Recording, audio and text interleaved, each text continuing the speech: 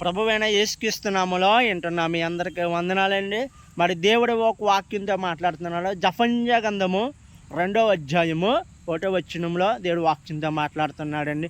పొట్టు గాలికి ఎలా ఎగిడినో మన సమయము గతించిపోవును అంటే ఈ వాక్యానికి అర్థం ఏంటంటే, ముందు మన స్థితిగతులు మారాలని మనం ఏం చేయాలంటే దేవుని మనం నమ్ముకోవాలండి.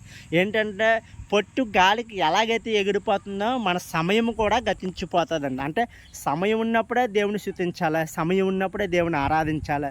మనం ఎప్పుడైనా సరే దేవుడి సన్నిధిలో మనం నిత్యము ఆయన సన్నిధిలో మనం ఎప్పుడు కూడా మనం నడుచుకోవాలండి. ఆయన వాక్యం ద్వారా మనం జీవించాలి. మరి ఈ లోక సంబంధం వాటి కోసమే మనం ప్రయాస పడుతున్నాం. అలాంటి ప్రయాస ఎప్పుడు పడకూడదండి. దేవుడి కోసం ప్రయాస పడేలాగా మనం అందరూ కూడా ఉండాలండి. మరి దేవుడు ఈ వాక్యంతో మాట్లాడుతున్నాడు. సమయం ఉన్నప్పుడే దేవుని స్తుతించాలి, సమయం ఉన్నప్పుడే దేవుని ఆరాధించే వాళ్ళగా మనం అందరూ ఉండాలని ఈ వాక్యం దేవుడు మాట్లాడుతున్నాడండి. మీరు అందరూ కూడా ఈ మాటలతో బలపడాలని ప్రభు